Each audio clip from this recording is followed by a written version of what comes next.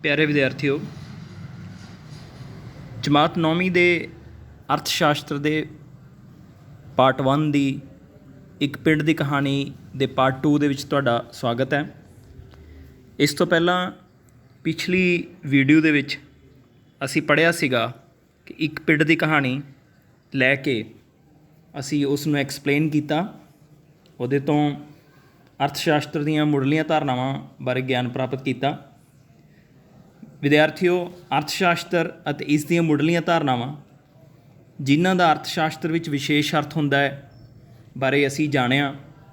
ਭਾਰਤ ਦੇ ਅਸੀਂ ਇੱਕ ਪਿੰਡ ਦੀ ਕਾਲਪਨਿਕ ਕਹਾਣੀ ਰਾਹੀਂ ਉਤਪਾਦਨ ਦੇ ਕਾਰਕਾਂ ਦੀ ਸਹਾਇਤਾ ਨਾਲ ਪਿੰਡ ਵਿੱਚ ਕੀਤੀਆਂ ਜਾਂਦੀਆਂ ਉਤਪਾਦਨ ਗਤੀਵਿਧੀਆਂ ਬਾਰੇ ਵੀ ਇਸ ਪਾਠ ਵਿੱਚ ਅਸੀਂ ਪਹਿਲੀ ਜਿਹੜੀ ਵੀਡੀਓ ਸੀ ਉਹਦੇ ਵਿੱਚ ਪੜ੍ਹਿਆ ਸੀ। ਤੁਸੀਂ ਜਾਣਦੇ ਹੀ ਹੋ ਕਿ ਰੋਜ਼ਾਨਾ ਜੀਵਨ ਵਿੱਚ ਸਾਨੂੰ ਕਿੰਨੀਆਂ ਵਸਤੂਆਂ ਦੀ ਲੋੜ ਪੈਂਦੀ ਹੈ। ਉਦਾਹਰਣ ਵਜੋਂ ਜੇ ਅਸੀਂ ਗੱਲ ਕਰੀਏ ਤਾਂ ਸਾਨੂੰ ਸਾਡੀ ਭੁੱਖ ਨੂੰ ਸੰਤੁਸ਼ਟ ਕਰਨ ਲਈ ਭੋਜਨ ਦੀ ਲੋੜ ਪੈਂਦੀ ਹੈ। ਸਾਨੂੰ ਆਪਣੇ ਸਰੀਰ ਨੂੰ ਢੱਕਣ ਲਈ ਕੱਪੜਿਆਂ ਦੀ ਲੋੜ ਪੈਂਦੀ ਹੈ। ਰਹਿਣ ਵਾਸਤੇ ਘਰ ਦੀ ਲੋੜ ਪੈਂਦੀ ਹੈ। ਆਵਾਜਾਈ ਦੇ ਲਈ ਵਾਹਨਾਂ ਦੀ, ਕਾਰ, ਟਰੱਕ, ਬੱਸਾਂ ਦੀ, ਮੋਟਰਸਾਈਕਲਾਂ, ਸਕੂਟਰਾਂ ਦੀ, ਸਾਈਕਲਾਂ ਦੀ ਲੋੜ ਪੈਂਦੀ ਹੈ। ਮਨੋਰੰਜਨ ਲਈ ਸਾਨੂੰ ਟੈਲੀਵਿਜ਼ਨ ਦੀ, ਰੇਡੀਓ ਆਦਿ ਦੀ ਲੋੜ ਪੈਂਦੀ ਹੈ। ਉਹ ਵਸਤੂਆਂ ਅਤੇ ਸੇਵਾਵਾਂ ਜੋ ਸਾਡੀਆਂ ਲੋੜਾਂ ਪੂਰੀਆਂ ਕਰਦੀਆਂ ਹਨ ਉਹਨਾਂ ਨੂੰ ਸਾਧਨ ਕਿਹਾ ਜਾਂਦਾ ਹੈ। ਭਾਵ ਇੱਕ ਵਾਰ ਮੈਂ ਫਿਰ ਦੁਹਰਾ ਦੇਵਾਂ ਕਿ ਉਹ ਵਸਤੂਆਂ ਅਤੇ ਸੇਵਾਵਾਂ ਜੋ ਸਾਡੀਆਂ ਲੋੜਾਂ ਪੂਰੀਆਂ ਕਰਦੀਆਂ ਹਨ ਉਹਨਾਂ ਨੂੰ ਸਾਧਨ ਕਿਹਾ ਜਾਂਦਾ ਹੈ। ਸਾਡੀ ਇੱਕ ਲੋੜ ਪੂਰੀ ਹੋਣ 'ਤੇ ਦੂਜੀ ਨਵੀਂ ਲੋੜ ਪੈਦਾ ਹੋ ਜਾਂਦੀ ਹੈ। ਸਾਡੀਆਂ ਲੋੜਾਂ ਅਸੀਮਤ ਹਨ, ਪਰ ਸਾਡੀਆਂ ਲੋੜਾਂ ਨੂੰ ਪੂਰੀਆਂ ਕਰਨ ਵਾਲੇ ਸਾਧਨ ਵੀ ਸੀਮਤ ਹਨ।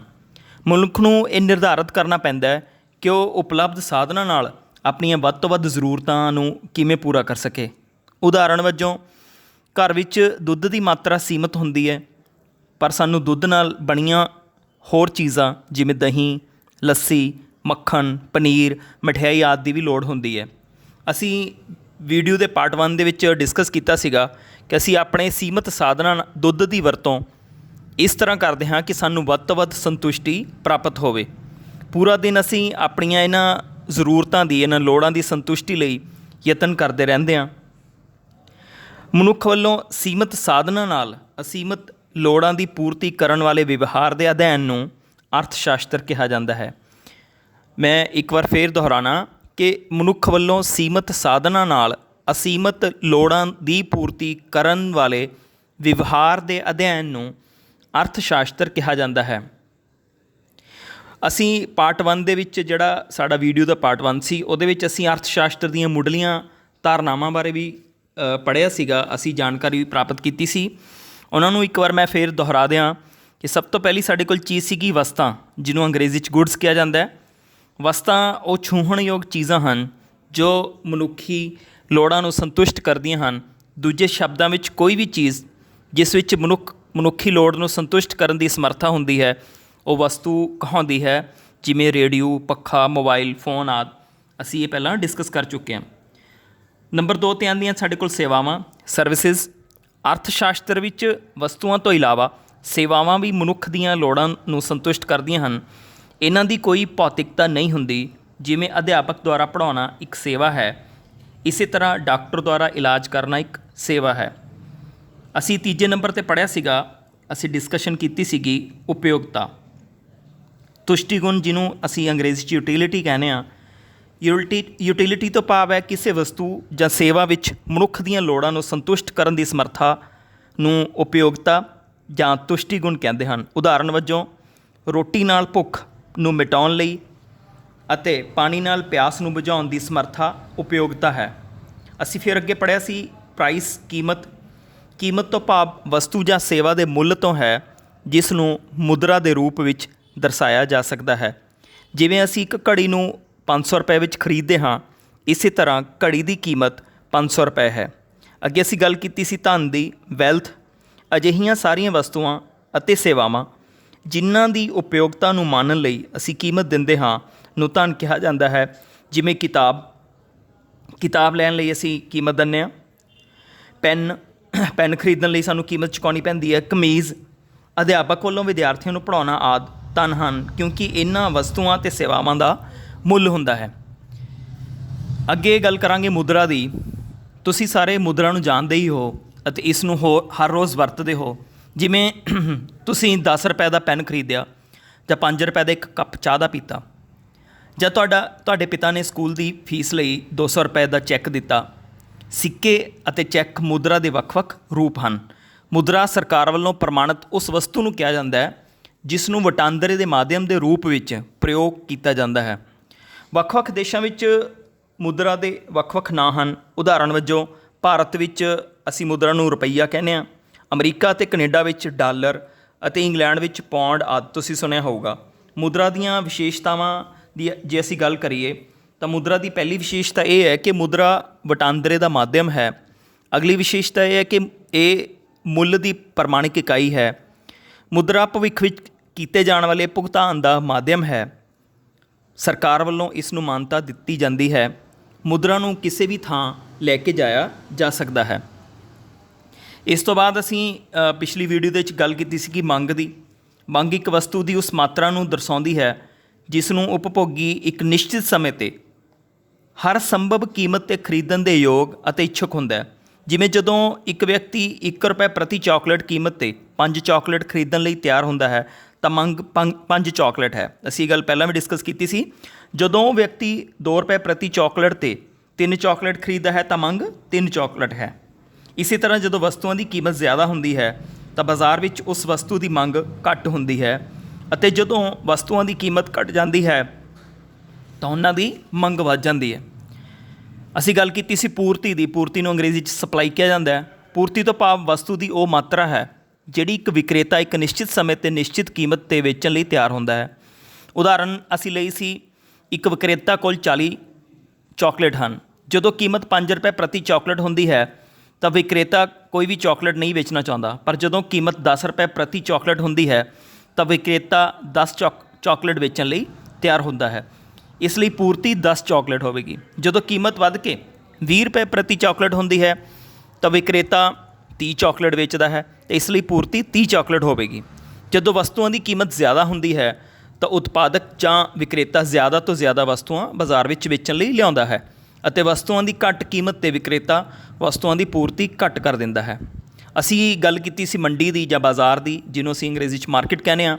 ਆਮ ਬੋਲਚਾਲ ਦੀ ਭਾਸ਼ਾ ਵਿੱਚ ਬਾਜ਼ਾਰ ਤੋਂ ਭਾਵ ਉਹ ਥਾਂ ਜਿੱਥੇ ਖਰੀਦਦਾਰ ਅਤੇ ਵਿਕਰੇਤਾ ਆਪਸ ਵਿੱਚ ਮਿਲਦੇ ਜੁਲਦੇ ਹਨ ਅਤੇ ਵਸਤੂ ਖਰੀਦਦੇ ਅਤੇ ਵੇਚਦੇ ਹਨ। ਪਿਆਰੇ ਵਿਦਿਆਰਥੀਓ, ਪਰੰਤੂ ਅਰਥ ਸ਼ਾਸਤਰ ਵਿੱਚ ਨੋਟ ਕਰਿਓ, ਅਰਥ ਸ਼ਾਸਤਰ ਵਿੱਚ ਬਾਜ਼ਾਰ ਦਾ ਅਰਥ ਹੈ ਇੱਕ ਅਜਿਹਾ ਪ੍ਰਬੰਧ ਜਿੱਥੇ ਕਿਸੇ ਵਸਤੂ ਦੇ ਖਰੀਦਦਾਰ ਅਤੇ ਵਿਕਰੇਤਾ ਆਪਸ ਵਿੱਚ ਸੰਪਰਕ ਕਰਕੇ ਵਸਤਾਂ ਨੂੰ ਵੇਚਦੇ ਅਤੇ ਖਰੀਦਦੇ ਹਨ। ਇਹ ਜ਼ਰੂਰੀ ਨਹੀਂ ਕਿ ਉਹ ਇੱਕ ਦੂਸਰੇ ਦੇ ਸਾਹਮਣੇ ਹੋ ਕੇ ਖਰੀਦ ਜਾਂ ਵੇਚ ਕਰਨ, ਸਗੋਂ ਉਹ ਕਿਸੇ ਵੀ ਤਰੀਕੇ ਨਾਲ ਇੱਕ ਦੂਜੇ ਦੇ ਸੰਪਰਕ ਵਿੱਚ ਆ ਕੇ ਖਰੀਦ ਵੇਚ ਕਰ ਸਕਦੇ ਹਨ, ਜਿਵੇਂ ਟੈਲੀਫੋਨ, ਈਮੇਲ, ਔਨਲਾਈਨ ਆਦਿ ਰਾਹੀਂ ਕਿਸੇ ਤਰ੍ਹਾਂ ਵੀ ਸੰਪਰਕ ਕਰ ਸਕਦੇ ਹਾਂ। ਜਿਵੇਂ ਅੱਜ ਕੱਲ੍ਹ ਰਿਵਾਜ ਹੈ ਕਿ ਔਨਲਾਈਨ ਅਸੀਂ ਹਰ ਚੀਜ਼ ਜਿਹੜੀ ਹੈਗੀ ਹੈ ਉਹ ਘਰ ਮੰਗਵਾ ਸਕਦੇ ਹਾਂ, ਖਰੀਦ ਸਕਦੇ ਹਾਂ। ਅਜੋਕੇ ਸਮੇਂ ਵਿੱਚ ਔਨਲਾਈਨ ਖਰੀਦਦਾਰੀ ਦਾ ਰੁਝਾਨ ਬਹੁਤ ਵੱਧ ਗਿਆ ਹੈ। ਅਸੀਂ ਗੱਲ ਕੀਤੀ ਸੀ ਲਾਗਤ ਦੀ, ਕਾਸਟ। ਵਸਤੂ ਦੇ ਉਤਪਾਦਨ ਤੋਂ ਲੈ ਕੇ ਵਿਕਰੀ ਕਰਨ ਤੱਕ ਮੁਦਰਾ ਦੇ ਰੂਪ ਵਿੱਚ ਜੋ ਰਾਸ਼ੀ ਖਰਚ ਕੀਤੀ ਜਾਂਦੀ ਹੈ ਉਸ ਨੂੰ ਲਾਗਤ ਕਿਹਾ ਜਾਂਦਾ ਹੈ। ਉਦਾਹਰਣ ਵਜੋਂ ਉਤਪਾਦਕ ਨੂੰ ਵਸਤੂਆਂ ਦੇ ਉਤਪਾਦਨ ਤੋਂ ਲੈ ਕੇ ਉਹਨਾਂ ਨੂੰ ਬਾਜ਼ਾਰ ਵਿੱਚ ਵੇਚਣ ਤੱਕ ਬਹੁਤ ਸਾਰੇ ਖਰਚੇ, ਜਿਵੇਂ ਕੱਚਾ ਮਾਲ ਖਰੀਦਣਾ, ਮਜ਼ਦੂਰੀ ਦੇਣੀ, ਬਿਜਲੀ ਦਾ ਖਰਚ ਆਦਿ ਲਾਗਤ ਦੇ ਰੂਪ ਵਿੱਚ ਖਰਚ ਕਰਨੇ ਪੈਂਦੇ ਹਨ।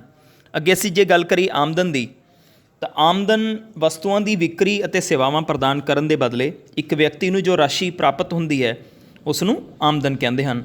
ਉਦਾਹਰਣ ਵਜੋਂ ਇੱਕ ਫਰਮ ਹਰ ਰੋਜ਼ 100 ਕਮੀਜ਼ਾਂ ਤਿਆਰ ਕਰਦੀ ਹੈ। ਇਹ ਉਦਾਹਰਣ ਅਸੀਂ ਪਹਿਲਾਂ ਵੀ ਲਈ ਸੀ। ਤਾਂ 100 ਰੁਪਏ ਪ੍ਰਤੀ ਕੀਮਤ ਦੇ ਨਾਲ ਪ੍ਰਤੀ ਕਮੀਜ਼ ਵੇਚਣਾ ਉਪਰੰਤ ਫਰਮ ਨੂੰ 10,000 ਰੁਪਏ ਪ੍ਰਾਪਤ ਹੁੰਦੇ ਹਨ।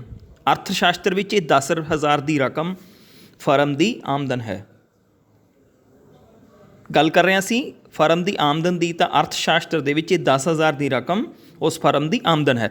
ਜੇਕਰ ਇੱਕ ਮਜ਼ਦੂਰ ਸਾਰਾ ਦਿਨ ਮਜ਼ਦੂਰੀ ਕਰਕੇ ਮਾਲਕ ਤੋਂ 400 ਰੁਪਏ ਪ੍ਰਾਪਤ ਕਰਦਾ ਹੈ ਤਾਂ ਮਜ਼ਦੂਰ ਦੀ ਆਮਦਨ 400 ਰੁਪਏ ਹੈ। ਇਸ ਤੋਂ ਇਲਾਵਾ ਅਸੀਂ ਗੱਲ ਕੀਤੀ ਸੀ ਆਰਥਿਕ ਕਿਰਿਆਵਾਂ ਅਤੇ ਅਣਆਰਥਿਕ ਕਿਰਿਆਵਾਂ ਦੀ। ਆਰਥਿਕ ਕਿਰਿਆਵਾਂ ਹਰ ਮਨੁੱਖ ਸੀਮਤ ਸਾਧਨਾਂ ਨਾਲ ਆਪਣੀਆਂ ਸੀਮਤ ਲੋੜਾਂ ਨੂੰ ਪੂਰੀਆਂ ਕਰਨ ਲਈ ਕੁਝ ਕਿਰਿਆਵਾਂ ਕਰਦਾ ਹੈ। ਇਹਨਾਂ ਕਿਰਿਆਵਾਂ ਨੂੰ ਆਰਥਿਕ ਕਿਰਿਆਵਾਂ ਕਿਹਾ ਜਾਂਦਾ ਹੈ। ਇਹ ਕਿਰਿਆਵਾਂ ਧਨ ਕਮਾਉਣ ਦੇ ਉਦੇਸ਼ ਲਈ ਕੀਤੀਆਂ ਜਾਂਦੀਆਂ ਹਨ। ਉਦਾਹਰਣ ਵਜੋਂ ਇੱਕ ਅਧਿਆਪਕ ਦੁਆਰਾ ਸਕੂਲ ਵਿੱਚ ਪੜ੍ਹਾਉਣਾ, ਡਾਕਟਰ ਦੁਆਰਾ ਮਰੀਜ਼ ਦਾ ਇਲਾਜ ਕਰਨਾ, ਆਦਿ ਇਹ ਸਾਰੀਆਂ ਆਰਥਿਕ ਕਿਰਿਆਵਾਂ ਹਨ। ਅਧਿਆਪਕ ਅਤੇ ਡਾਕਟਰ ਵੱਲੋਂ ਆਪਣੀਆਂ ਸੇਵਾਵਾਂ ਦੇ ਬਦਲੇ ਧਨ ਕਮਾਇਆ ਜਾ ਰਿਹਾ ਹੈ, ਆਰਥਿਕ ਕਿਰਿਆ ਇਹ। ਉਤਪਾਦਨ, ਵਟਾਂਦਰਾ ਅਤੇ ਵੰਡ, ਇਹਨਾਂ ਆਰਥਿਕ ਕਿਰਿਆਵਾਂ ਦੇ ਵਿੱਚ ਇਹਨਾਂ ਦੀ ਲੋੜ ਪੈਂਦੀ ਹੈ। ਉਪਭੋਗ ਹੋ ਗਿਆ, ਉਤਪਾਦਨ ਹੋ ਗਿਆ, ਵਟਾਂਦਰਾ ਹੋ ਗਿਆ ਅਤੇ ਵੰਡ। ਅਨਾਰਥਿਕ ਕਿਰਿਆਵਾਂ ਦੀ ਜਦੋਂ ਅਸੀਂ ਗੱਲ ਕਰਦੇ ਹਾਂ ਤਾਂ ਅਨਾਰਥਿਕ ਕਿਰਿਆਵਾਂ ਉਹ ਕਿਰਿਆਵਾਂ ਹਨ ਜਿਨ੍ਹਾਂ ਦਾ ਉਦੇਸ਼ ਧਨ ਨੂੰ ਪ੍ਰਾਪਤ ਕਰਨਾ ਨਹੀਂ ਹੁੰਦਾ। ਇਹ ਕਿਰਿਆਵਾਂ ਦੇਸ਼ ਭਗਤੀ, ਨੋਟ ਕਰਨਾ ਪਲੀਜ਼, ਇਹ ਕਿਰਿਆਵਾਂ ਦੇਸ਼ ਭਗਤੀ, ਪਰਿਵਾਰ ਕਲਿਆਣ, ਸਮਾਜ ਸੇਵਾ, ਸਿਹਤ, ਮਨੋਰੰਜਨ ਆਦਿ ਨਾਲ ਸੰਬੰਧਿਤ ਉਦੇਸ਼ਾਂ ਨੂੰ ਪ੍ਰਾਪਤ ਕਰਨ ਲਈ ਕੀਤੀਆਂ ਜਾਂਦੀਆਂ ਹਨ। ਉਹਨਾਂ ਨੂੰ ਮੁਦਰਾ ਦੇ ਮਾਪਦੰਡ ਰਾਹੀਂ ਨਹੀਂ ਮਾਪਿਆ ਜਾਂਦਾ। ਉਦਾਹਰਣ ਵਜੋਂ ਇੱਕ ਅਧਿਆਪਕ ਦੁਆਰਾ ਆਪਣੇ ਹੀ ਬੇਟੇ ਨੂੰ, ਆਪਣੇ ਹੀ ਪੁੱਤਰ ਨੂੰ ਪੜ੍ਹਾਉਣਾ ਜਾਂ ਇੱਕ ਡਾਕਟਰ ਦੁਆਰਾ ਆਪਣੇ ਹੀ ਬੱਚੇ ਦਾ ਇਲਾਜ ਕਰਨਾ, ਇਹ ਅਣਆਰਥਿਕ ਕਿਰਿਆ ਹੈ। ਅਸੀਂ ਵਿਦਿਆਰਥੀਓ ਮੁੱਢਲੀਆਂ ਧਾਰਨਾਵਾਂ ਜਾਣਨ ਤੋਂ ਬਾਅਦ ਅਸੀਂ ਉਤਪਾਦਨ ਬਾਰੇ ਵੀ ਗੱਲ ਕੀਤੀ ਸੀ। ਉਤਪਾਦਨ ਦੀ ਅਗਰ ਅਸੀਂ ਵਿਆਖਿਆ ਕਰੀਏ ਤਾਂ ਉਤਪਾਦਨ ਤੁਸੀਂ ਸੁਣਿਆ ਸੀਗਾ ਕਿ ਉਤਪਾਦਨ ਤੋਂ ਭਾਵ ਕੀ ਹੈ। ਉਤਪਾਦਨ ਉਹ ਆਰਥਿਕ ਕਿਰਿਆ ਹੈ ਜਿਸ ਦੇ ਰਾਹੀਂ ਵਸਤਾਂ ਅਤੇ ਸੇਵਾਵਾਂ ਦੀ ਉਪਯੋਗਤਾ ਜਾਂ ਮੁੱਲ ਵਿੱਚ ਵਾਧਾ ਕੀਤਾ ਜਾਂਦਾ ਹੈ। ਉਤਪਾਦਨ ਦਾ ਮੁੱਖ ਉਦੇਸ਼ ਇਹੋ ਜਿਹੀਆਂ ਵਸਤਾਂ ਅਤੇ ਸੇਵਾਵਾਂ ਦਾ ਉਤਪਾਦਨ ਕਰਨਾ ਹੈ ਜਿਨ੍ਹਾਂ ਦੀ ਸਾਨੂੰ ਲੋੜ ਹੈ। ਉਦਾਹਰਣ ਵਜੋਂ ਇੱਕ ਤਰਖਾਣ ਲੱਕੜੀ ਤੋਂ ਮੇਜ਼ ਬਣਾਉਂਦਾ, ਲੱਕੜੀ ਤੋਂ ਕੁਰਸੀ ਬਣਾਉਂਦਾ, ਲੱਕੜੀ ਤੋਂ ਸੋਫਾ ਸੈੱਟ ਆਦਿ ਬਣਾਉਂਦਾ। ਘੁਮਿਆਰ ਮਿੱਟੀ ਤੋਂ ਭਾਂਡੇ ਬਣਾਉਂਦਾ, ਲੋਹਾਰ ਲੋਹੇ ਦੇ ਔਜ਼ਾਰ ਬਣਾਉਂਦਾ, ਹਲਵਾਈ ਦੁੱਧ, ਮੈਦੇ, ਵੇਸਣ ਤੋਂ ਕਈ ਪ੍ਰਕਾਰ ਦੀਆਂ ਮਠਿਆਈਆਂ ਤਿਆਰ ਕਰਦਾ। ਤਾਂ ਇਹ ਕਿਰਿਆਵਾਂ ਵਿੱਚ ਲੱਕੜ, ਮਿੱਟੀ, ਲੋਹਾ, ਦੁੱਧ, ਮੈਦਾ, ਵੇਸਣ ਆਦਿ ਵਸਤੂਆਂ ਦੀ ਉਪਯੋਗਤਾ ਅਤੇ ਕੀਮਤਾਂ ਵਿੱਚ ਵਾਧਾ ਹੋਇਆ ਅਤੇ ਇਹ ਸਾਰੀ ਕਿਰਿਆ ਨੂੰ ਉਤਪਾਦਨ ਕਿਹਾ ਜਾਂਦਾ। ਅੱਗੇ ਅਸੀਂ ਗੱਲ ਕੀਤੀ ਸੀ ਉਤਪਾਦਨ ਦੇ ਸਾਧਨਾਂ ਦੀ। ਉਤਪਾਦਨ ਦੇ ਸਾਧਨਾਂ ਦੇ ਵਿੱਚ ਵਸਤੂਆਂ ਦੇ ਉਤਪਾਦਨ ਦੇ ਲਈ 4 ਉਤਪਾਦਨ ਕਾਰਕ ਜਾਂ ਸਾਧਨਾਂ ਦੀ ਲੋੜ ਹੁੰਦੀ ਹੈ। ਉਹ ਸੀਗੇ ਭੂਮੀ, ਕਿਰਤ, ਪੂੰਜੀ ਅਤੇ ਉਦਮੀ। ਭੂਮੀ ਇੱਕ ਕੁਦਰਤੀ ਸਾਧਨ ਹੈ, ਕਿਰਤ ਇੱਕ ਮਨੁੱਖੀ ਸਾਧਨ ਹੈ, ਪੂੰਜੀ ਅਜਿਹਾ ਸਾਧਨ ਹੈ ਜੋ ਭੂਮੀ ਅਤੇ ਕਿਰਤ ਦੇ ਮਿਸ਼ਰਣ ਦਾ ਨਤੀਜਾ ਹੈ। ਉਦਮੀ ਉਹ ਮਨੁੱਖੀ ਸਾਧਨ ਹੈ ਜੋ ਬਾਕੀ ਸਾਧਨਾਂ ਨੂੰ ਇਕੱਠਾ ਕਰਕੇ ਉਤਪਾਦਨ ਕਰਨ ਦਾ ਜੋਖਮ ਉਠਾਉਂਦਾ ਹੈ। ਤਾਂ ਵਿਦਿਆਰਥੀਓ ਅਸੀਂ ਇੱਕ ਕਾਲਪਨਿਕ ਤੌਰ 'ਤੇ ਅਸੀਂ ਇੱਕ ਪਿੰਡ ਲਿਆ ਸੀਗਾ। ਉਸ ਪਿੰਡ ਦੀ ਕਹਾਣੀ ਦੇ ਵਿੱਚ ਅਸੀਂ ਕੀ ਕੀਤਾ ਸੀ, ਇਹ ਪਿੰਡ ਪੰਜਾਬ ਵਿੱਚ ਸਥਿਤ ਹੈ ਜੋ ਕਿ ਆਲੇ ਦੁਆਲੇ ਦੇ ਪਿੰਡਾਂ ਅਤੇ ਕਸਬਿਆਂ ਨਾਲ ਭਲੀ ਭਾਂਤੀ ਛੋਟੀਆਂ ਸੜਕਾਂ ਨਾਲ ਹੀ ਜੁੜਿਆ ਹੋਇਆ। ਇਹਨਾਂ ਸੜਕਾਂ 'ਤੇ ਬੈਲ ਗੱਡੀਆਂ, ਤੂੜੀ ਅਤੇ ਗੰਨਿਆਂ ਨਾਲ ਲੱਦੇ ਟਰੈਕਟਰ ਟਰਾਲੀਆਂ ਸਮੇਤ ਹਰ ਤਰ੍ਹਾਂ ਦੇ ਵਾਹਨ ਜਿਵੇਂ ਕਿ ਬੱਸਾਂ, ਕਾਰਾਂ, ਮੋਟਰਸਾਈਕਲ ਆਦਿ ਦੇਖੇ ਜਾ ਸਕਦੇ ਹਨ। ਜਿਸ ਪਿੰਡ ਦੀ ਆਪਾਂ ਗੱਲ ਕਰ ਰਹੇ ਹਾਂ ਉਸ ਪਿੰਡ ਵਿੱਚ ਲਗਭਗ 400 ਪਰਿਵਾਰ ਰਹਿੰਦੇ ਹਨ। ਇਸ ਪਿੰਡ ਦੇ ਬਹੁਤੇ ਘਰ ਪੱਕੇ ਹਨ, ਉਹਨਾਂ ਕੋਲ ਬਿਜਲੀ ਦੀ ਸਹੂਲਤ ਹੈ। ਪਿੰਡ ਵਿੱਚ ਇੱਕ ਪ੍ਰਾਇਮਰੀ ਸਕੂਲ ਅਤੇ ਇੱਕ ਸਰਕਾਰੀ ਡਿਸਪੈਂਸਰੀ ਵੀ ਹੈ। ਸਰਕਾਰੀ ਡਿਸਪੈਂਸਰੀ ਵਿੱਚ ਇੱਕ ਡਾਕਟਰ, ਨਰਸ ਅਤੇ ਇੱਕ ਸੇਵਾਦਾਰ ਹਨ। ਨੇੜੇ ਦੇ ਇੱਕ ਹੋਰ ਪਿੰਡ ਵਿੱਚ ਹਾਈ ਅਤੇ ਸੀਨੀਅਰ ਸੈਕੰਡਰੀ ਸਕੂਲ ਹਨ। ਤਾਂ ਅਸੀਂ ਇੱਥੋਂ ਤੱਕ ਦਾ ਜਿਹੜਾ ਸੀਗਾ ਪਾਰਟ 1 ਦੇ ਵਿੱਚ ਅਸੀਂ ਡਿਸਕਸ ਕੀਤਾ। ਤਾਂ ਅਸੀਂ ਜੇ ਇਹਨਾਂ ਸਾਰੀਆਂ ਗੱਲਾਂ ਦਾ ਨਿਚੋੜ ਕੱਢੀਏ ਤਾਂ ਇਹ ਸਾਰੇ ਅਰਥ ਸ਼ਾਸਤਰ ਵੱਲ ਇਸ਼ਾਰਾ ਕਰਦੇ ਨੇ। ਤਾਂ ਅਰਥ ਸ਼ਾਸਤਰ ਦੀ ਪਰਿਭਾਸ਼ਾ ਕੀ ਹੈ? ਅਰਥ ਸ਼ਾਸਤਰ ਮਨੁੱਖੀ ਵਰਤਾਰੇ ਜਾਂ ਵਿਵਹਾਰ ਦਾ ਉਹ ਵਿਗਿਆਨ ਹੈ ਜਿਸ ਦਾ ਸੰਬੰਧ ਦੁਰਲੱਭ ਸਾਧਨਾਂ ਦਾ ਪ੍ਰਯੋਗ ਅਜਿਹੇ ਢੰਗ ਨਾਲ ਕਰਨ ਤੋਂ ਹੈ ਜਿਸ ਨਾਲ ਉਪਭੋਗਤਾ ਅਧਿਕਤਮ ਸੰਤੁਸ਼ਟੀ ਪ੍ਰਾਪਤ ਕਰ ਸਕੇ, ਉਤਪਾਦਕ ਅਧਿਕਤਮ ਲਾਭ ਪ੍ਰਾਪਤ ਕਰ ਸਕੇ ਅਤੇ ਸਮਾਜ ਆਪਣੀ ਅਧਿਕਤਮ ਭਲਾਈ ਕਰ ਸਕੇ। ਅੱਗੇ ਅਸੀਂ ਗੱਲ ਕਰਾਂਗੇ ਭੂਮੀ ਦੀ। ਤਾਂ ਜਿਵੇਂ ਕਿ ਅਸੀਂ ਪਿੰਡ ਦੀ ਐਗਜ਼ਾਮਪਲ ਲਈ ਸੀ, ਤਾਂ ਭੂਮੀ ਖੇਤੀਯੋਗ ਭੂਮੀ ਖੇਤੀ ਉਤਪਾਦਨ ਦਾ ਮੁੱਖ ਸਾਧਨ ਹੈ ਅਤੇ ਇੱਕ ਕੁਦਰਤੀ ਦੇਣ ਹੈ। ਪਿੰਡ ਵਿੱਚ ਭੂਮੀ ਦਾ ਖੇਤਰ ਸੀਮਤ ਅਤੇ ਨਿਸ਼ਚਿਤ ਹੈ, ਪਰ ਜਨਸੰਖਿਆ ਹਰ ਸਾਲ ਵੱਧਦੀ ਹੈ। ਖੇਤੀਯੋਗ ਭੂਮੀ ਨੂੰ ਵਧਾਇਆ ਨਹੀਂ ਜਾ ਸਕਦਾ ਕਿਉਂਕਿ ਪਿੰਡ ਦੇ ਨਾਲ ਲੱਗਦੀ ਜ਼ਮੀਨ ਗੁਆਂਢੀ ਪਿੰਡਾਂ ਦੀ ਹੈ। ਹਾਲਾਂਕਿ ਭੂਮੀ ਸਥਿਰ ਹੈ, ਇਸ ਦੇ ਵੱਖ-ਵੱਖ ਹਿੱਸਿਆਂ ਨੂੰ ਉਪਜਾਊ ਸ਼ਕਤੀ ਵੱਖਰੀ ਹੈ। ਭੂਮੀ ਦੀਆਂ ਅਗਰ ਅਸੀਂ ਵਿਸ਼ੇਸ਼ਤਾਵਾਂ ਦੀ ਗੱਲ ਕਰੀਏ ਤਾਂ ਭੂਮੀ ਦੀ ਪੂਰਤੀ ਅਸੀਮਤ ਹੈ, ਭੂਮੀ ਸਥਿਰ ਹੈ, ਭੂਮੀ ਸਥਿਰ ਹੈ। ਕੀ ਤੁਸੀਂ ਜਾਣਦੇ ਹੋ ਕਿ ਪੰਜਾਬ ਵਿੱਚ ਭੂਮੀ ਦੀ ਮਾਪਦੰਡ ਇਕਾਈ ਹੈਕਟੇਅਰ ਹੈ। ਇੱਕ ਹੈਕਟੇਅਰ 2.47 ਏਕੜ ਦੇ ਬਰਾਬਰ ਹੈ। ਇੱਕ ਏਕੜ ਵਿੱਚ 8 ਕਨਾਲ ਹੁੰਦੇ ਹਨ ਅਤੇ ਇੱਕ ਕਨਾਲ ਵਿੱਚ 20 ਮਰਲੇ ਹੁੰਦੇ ਹਨ। ਇੱਕ ਮਰਲਾ 25 ਵਰਗ ਗਜ਼ ਦਾ ਹੁੰਦਾ ਹੈ। ਭਾਰਤ ਦੇ ਦੂਜੇ ਪਿੰਡਾਂ ਵਿੱਚ ਬਿੱਗਾ, ਗੋਇਠਾ ਵਰਗੀਆਂ ਇਕਾਈਆਂ ਵੀ ਪ੍ਰਚਲਿਤ ਹਨ। ਭੂਮੀ ਤੋਂ ਬਾਅਦ ਅਸੀਂ ਗੱਲ ਕਰ ਰਹੇ ਹਾਂ ਭੂਮੀ ਦੇ ਇੱਕ ਟੁਕੜੇ ਤੋਂ ਜ਼ਿਆਦਾ ਪੈਦਾਵਾਰ ਕਰਨ ਦੇ ਜਿਹੜੇ ਤਰੀਕੇ ਹਨ, ਅਸੀਂ ਉਹਨਾਂ ਦੀ ਜੇ ਗੱਲ ਕਰੀਏ ਤਾਂ ਪਿੰਡ ਦੀ ਸਾਰੀ ਖੇਤੀਯੋਗ ਭੂਮੀ ਪਿੰਡ ਦੀ ਸਾਰੀ ਖੇਤੀਯੋਗ ਭੂਮੀ ਖੇਤੀ ਲਈ ਵਰਤੀ ਜਾ ਰਹੀ ਹੈ।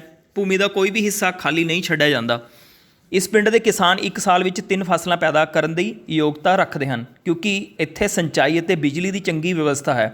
ਅਪ੍ਰੈਲ ਦੇ ਮਹੀਨੇ ਵਿੱਚ ਕਣਕ ਦੀ ਵਾਢੀ ਤੋਂ ਬਾਅਦ ਕਿਸਾਨ ਸੂਰਜਮੁਖੀ ਜਾਂ ਮੱਕੀ ਦੀ ਫਸਲ ਬੀਜਦੇ ਹਨ, ਜੋ ਕਿ 60 ਦਿਨਾਂ ਵਿੱਚ ਵੱਢ ਲਈ ਜਾਂਦੀ ਹੈ। ਇਸ ਤੋਂ ਬਾਅਦ ਧਾਨ ਦੀ ਫਸਲ ਬੀਜੀ ਜਾਂਦੀ ਹੈ। ਇਹ ਫਸਲ ਸਤੰਬਰ ਅਕਤੂਬਰ ਵਿੱਚ ਵੱਢੀ ਜਾਂਦੀ ਹੈ।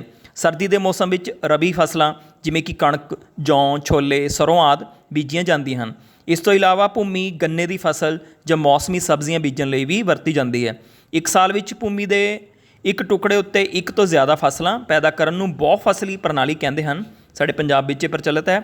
ਇਹ ਭੂਮੀ ਦੇ ਇੱਕ ਟੁਕੜੇ ਦੇ ਉਪਜ ਵਧਾਉਣ ਦੀ ਸਭ ਤੋਂ ਵੱਧ ਪ੍ਰਚਲਿਤ ਪ੍ਰਣਾਲੀ ਹੈ। ਅਜਿਹਾ ਬਿਜਲੀ ਨਾਲ ਚੱਲਣ ਵਾਲੀਆਂ ਟਿਊਬਵੈੱਲ ਅਤੇ ਕਿਸਾਨਾਂ ਨੂੰ ਨਿਰੰਤਰ ਦਿੱਤੀ ਜਾਣ ਵਾਲੀ ਬਿਜਲੀ ਕਰਕੇ ਸੰਭਵ ਹੋਇਆ ਹੈ। ਪਿੰਡ ਕੋਲੋਂ ਵਹਿੰਦੀ ਨਹਿਰ ਵੀ ਪਿੰਡ ਦੇ ਖੇਤਾਂ ਦੀ ਸਿੰਚਾਈ ਕਰਨ ਦਾ ਸਾਧਨ ਹੈ। ਭਾਰਤ ਦੇ ਸਾਰੇ ਪਿੰਡਾਂ ਵਿੱਚ ਇਸ ਤਰ੍ਹਾਂ ਦੀ ਉੱਚ ਪੱਧਰ ਦੀ ਸਿੰਚਾਈ ਵਿਵਸਥਾ ਨਹੀਂ ਹੈ। ਜ਼ਿਆਦਾ ਵਰਖਾ ਕਰਕੇ ਸਾਡੇ ਦੇਸ਼ ਵਿੱਚ ਤਟਵਰਤੀ ਇਲਾਕਿਆਂ ਵਿੱਚ ਚੰਗੀ ਸਿੰਚਾਈ ਹੁੰਦੀ ਹੈ। ਪਠਾਰੀ ਖੇਤਰ ਵਿੱਚ ਸਿੰਚਾਈ ਘੱਟ ਹੁੰਦੀ ਹੈ। ਸਾਡੇ ਦੇਸ਼ ਵਿੱਚ ਕੁੱਲ ਖੇਤੀਯੋਗ ਖੇਤਰ 40% ਖੇਤਰ ਵਿੱਚ ਸਿੰਚਾਈ ਹੁੰਦੀ ਹੈ। ਅੱਜ ਵੀ ਖੇਤੀ ਵੱਡੇ ਪੱਧਰ 'ਤੇ ਸਿਰਫ ਵਰਖਾ 'ਤੇ ਨਿਰਭਰ ਕਰਦੀ ਹੈ। ਪੰਜਾਬ ਵਿੱਚ ਸਿੰਚਾਈ ਨਹਿਰਾਂ, ਟਿਊਬਵੈੱਲ, ਡੀਜ਼ਲ ਨਾਲ ਚੱਲਣ ਵਾਲੇ ਪੰਪਾਂ ਆਦਿ ਨਾਲ ਕੀਤੀ ਜਾਂਦੀ ਹੈ। ਅਸੀਂ ਇੱਥੇ ਇੱਕ ਕਿਰਿਆ ਕਰ ਸਕਦੇ ਹਾਂ। ਤੁਸੀਂ ਧਿਆਨ ਦੇਣਾ ਕਿ ਆਪਣੇ ਨੇੜਲੇ ਖੇਤ ਵਿੱਚ ਜਾ ਕੇ ਜਦੋਂ ਤੁਸੀਂ ਫ੍ਰੀ ਹੋਵੋ ਤਾਂ ਕਿਸਾਨ ਨਾਲ ਗੱਲਾਂ ਕਰੋ ਅਤੇ ਪਤਾ ਲਗਾਉਣ ਦੀ ਕੋਸ਼ਿਸ਼ ਕਰ ਸਕਦੇ ਹਾਂ ਕਿ ਕਿਸਾਨ ਖੇਤੀਬਾੜੀ ਪਰੰਪਰਾਵਾਦੀ ਜਾਂ ਆਧੁਨਿਕ ਵਿਧੀ ਵਿੱਚੋਂ ਕਿਸ ਵਿਧੀ ਦੀ ਵਰਤੋਂ ਕਰ ਰਹੇ ਹਨ ਅਤੇ ਕਿਉਂ ਕਰ ਰਹੇ ਹਨ। ਦੂਜੀ ਕਿਰਿਆ ਦੇ ਵਿੱਚ ਅਸੀਂ ਉਹਨਾਂ ਵੱਲੋਂ ਸਿੰਚਾਈ ਦੇ ਕਿਹੜੇ ਸਰੋਤ ਵਰਤੇ ਜਾ ਰਹੇ ਹਨ, ਇਹਦੇ ਬਾਰੇ ਵੀ ਚਰਚਾ ਕਰ ਸਕਦੇ ਹਾਂ। ਕਿਸਾਨਾਂ ਵੱਲੋਂ ਬੀਜੀਆਂ ਗਈਆਂ ਫਸਲਾਂ ਦੀਆਂ ਕਿਸਮਾਂ ਅਤੇ ਇਹਨਾਂ ਫਸਲਾਂ ਨੂੰ ਬੀਜਣ ਦਾ ਅਤੇ ਵੱਢਣ ਦਾ ਸਮਾਂ ਕੀ ਹੁੰਦਾ ਹੈ, ਅਸੀਂ ਇਹ ਕਿਰਿਆ ਕਰ ਸਕਦੇ ਹਾਂ। ਕਿਸਾਨਾਂ ਵੱਲੋਂ ਵਰਤੀਆਂ ਜਾਂਦੀਆਂ ਖਾਦਾਂ ਅਤੇ ਕੀਟਨਾਸ਼ਕ ਦਵਾਈਆਂ ਦੇ ਨਾਂ ਵੀ ਅਸੀਂ ਆਪਣੀ ਨੋਟਬੁੱਕ ਵਿੱਚ ਲਿਖ ਸਕਦੇ ਹਾਂ।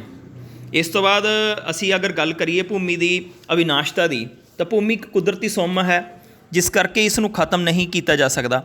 ਕੇਵਲ ਲੋੜ ਅਨੁਸਾਰ ਕਿਸੇ ਵਿਸ਼ੇਸ਼ ਸਥਾਨ ਦੇ ਆਕਾਰ ਨੂੰ ਬਦਲਿਆ ਜਾ ਸਕਦਾ ਹੈ।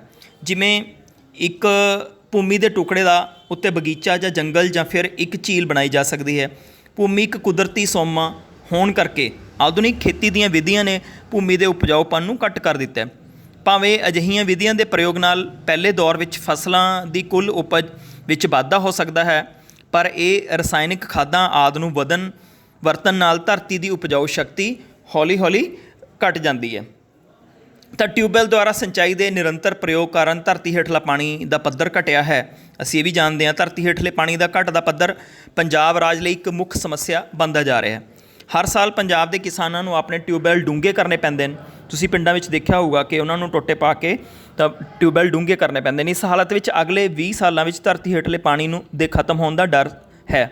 ਭਾਰਤ ਵਿੱਚ ਹਰ ਸਾਲ 35 ਮਿਲੀਅਨ ਹੈਕਟੇਅਰ ਖੇਤਾਂ ਦੀ ਸਿੰਚਾਈ ਲਈ 212 ਮਿਲੀਅਨ ਲੀਟਰ ਧਰਤੀ ਹੇਠਲੇ ਪਾਣੀ ਨੂੰ ਵਰਤਿਆ ਜਾਂਦਾ ਹੈ। ਭਵਿੱਖ ਵਿੱਚ ਖੇਤੀਬਾੜੀ ਦੇ ਵਿਕਾਸ ਲਈ ਸਾਨੂੰ ਵਾਤਾਵਰਣ ਦਾ ਖਾਸ ਧਿਆਨ ਰੱਖਣ ਦੀ ਲੋੜ ਹੈ। ਤਾਂ ਅੱਗੇ ਅਸੀਂ ਗੱਲ ਕਰਾਂਗੇ ਟਿਊਬਵੈੱਲ ਦੁਆਰਾ ਸਿੰਚਾਈ ਦੇ ਨਿਰੰਤਰ ਪ੍ਰਯੋਗ ਕਾਰਨ। ਇੱਕ ਵਾਰ ਫਿਰ ਦੁਹਰਾ ਰਹੇ ਹਾਂ ਕਿ ਧਰਤੀ ਹੇਠਲੇ ਪਾਣੀ ਦਾ ਪੱਧਰ ਘਟਿਆ ਹੈ ਅਤੇ ਪਾਣੀ ਦੇ ਪੱਧਰ ਘਟਣ ਨਾਲ ਬਹੁ ਫਸਲੀ ਵਿਧੀ ਇੱਥੇ ਅਪਣਾਈ ਜਾ ਸਕਦੀ ਹੈ।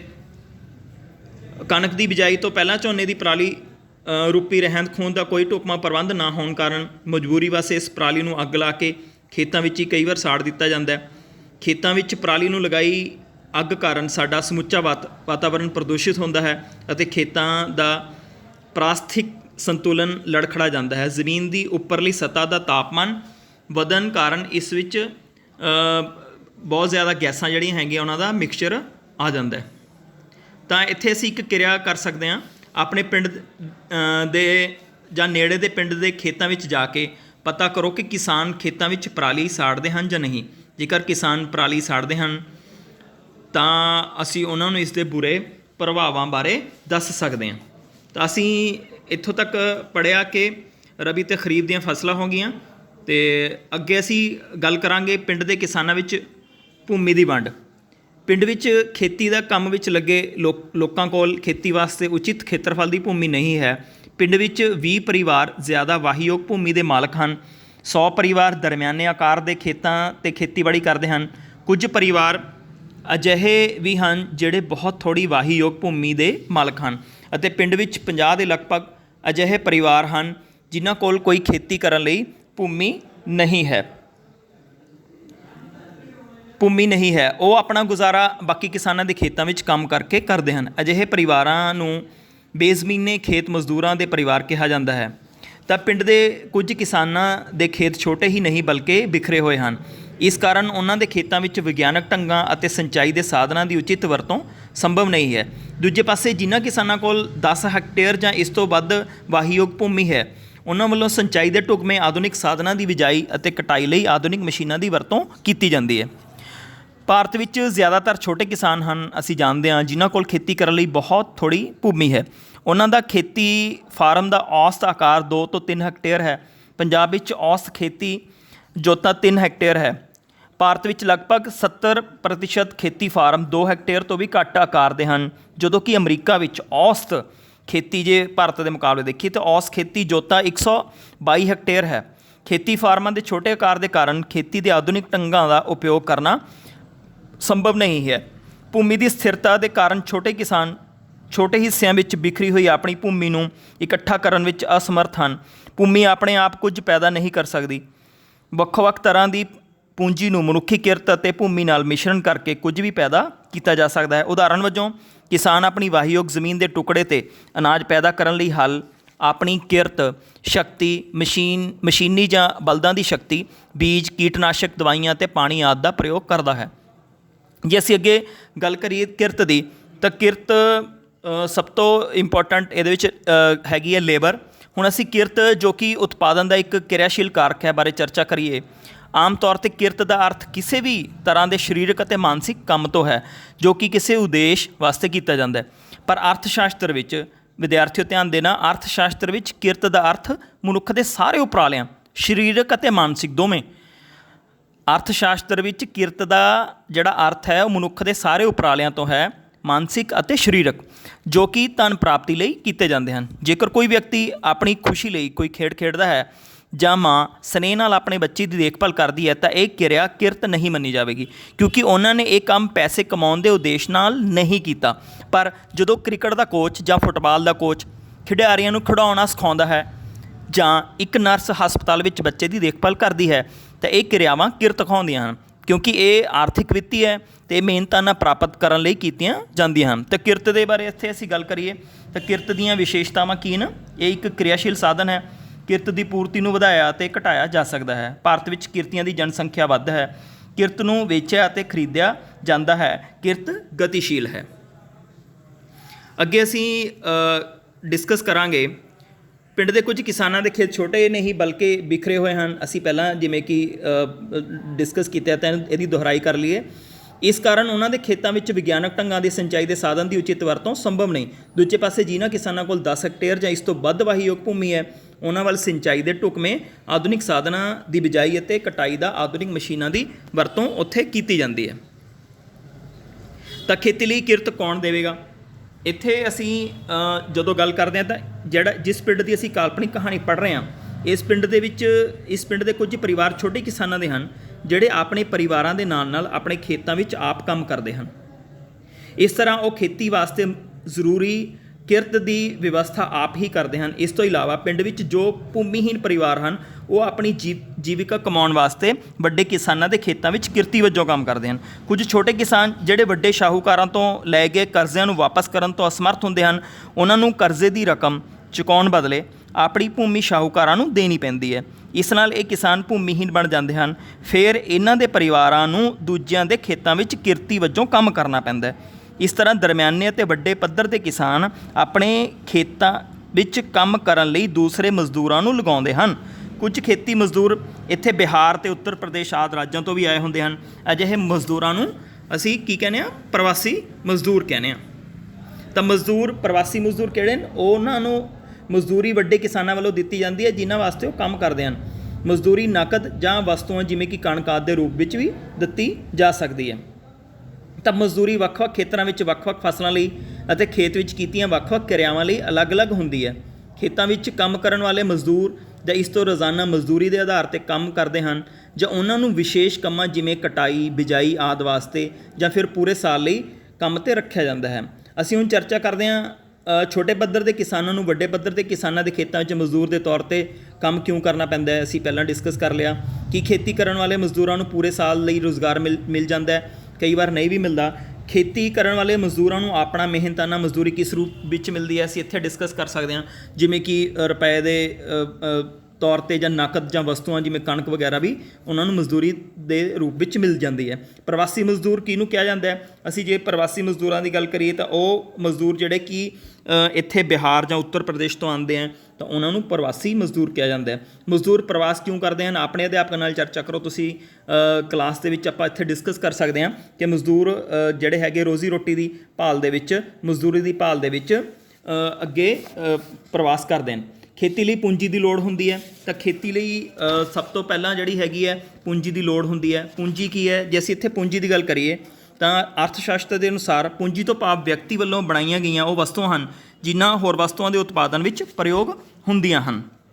ਇਹ ਉਤਪਾਦਨ ਦਾ ਉਤਪਾਦਕ ਸਾਧਨ ਹੈ ਕਿਉਂਕਿ ਇਹ ਦੂਜੀਆਂ ਵਸਤੂਆਂ ਦੇ ਉਤਪਾਦਨ ਵਿੱਚ ਆਗਤਾਂ ਦੀ ਤਰ੍ਹਾਂ ਪ੍ਰਯੋਗ ਹੁੰਦੀ ਹੈ। ਜੇਕਰ ਇਮਾਰਤ ਦਾ ਪ੍ਰਯੋਗ ਨਿੱਜੀ ਘਰ ਵਾਸਤੇ ਕੀਤਾ ਜਾਂਦਾ ਹੈ ਤਾਂ ਪੂੰਜੀ ਨਹੀਂ ਹੋਵੇਗੀ, ਪਰ ਜੇਕਰ ਅਸੀਂ ਪਹਿਲਾਂ ਵੀ ਪੜ੍ਹਿਆ ਸੀਗਾ ਉਸੇ ਇਮਾਰਤ ਦਾ ਪ੍ਰਯੋਗ ਜਿਹੜਾ ਹੈਗਾ ਉਤਪਾਦਨ ਦੇ ਉਦੇਸ਼ ਨਾਲ ਕੀਤਾ ਜਾਂਦਾ ਹੈ ਤਾਂ ਉਹ ਇਮਾਰਤ ਪੂੰਜੀ ਕਹਾਊਗੀ।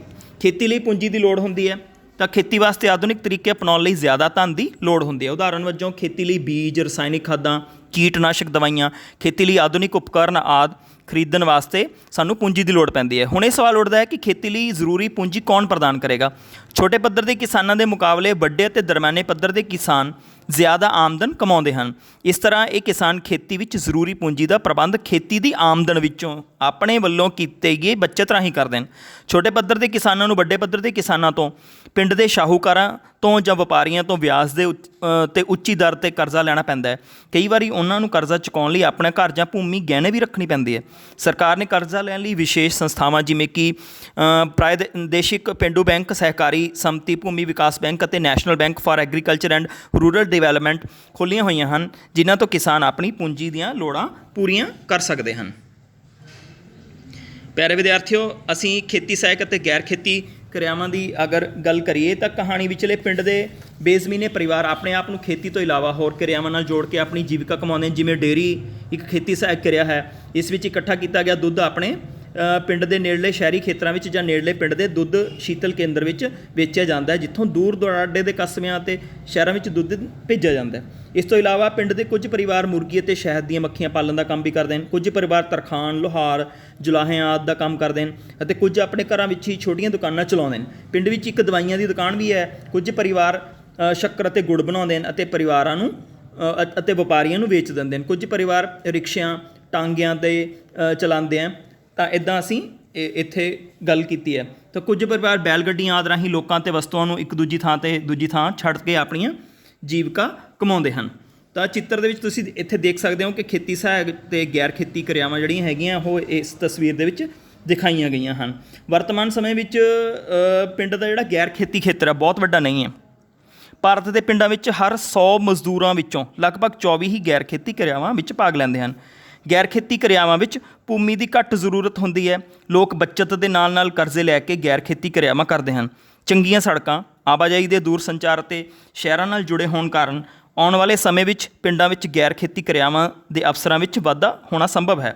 ਇਸੇ ਤਰ੍ਹਾਂ ਅਸੀਂ ਇਸ ਪਾਠ ਦੇ ਵਿੱਚ ਪੜ੍ਹਿਆ ਕਿ ਕਿਵੇਂ ਉਤਪਾਦਨ ਜਿਹੜਾ ਹੈਗਾ ਦੇ 4 ਕਾਰਕ ਕਿਹੜੇ ਸੀਗੇ ਬੱਚਿਓ? ਉਤਪਾਦਨ ਦੇ 4 ਕਾਰਕ ਹਨ ਭੂਮੀ, ਭੂਮੀ, ਕਿਰਤ, ਪੂੰਜੀ ਅਤੇ ਉਦਮੀ।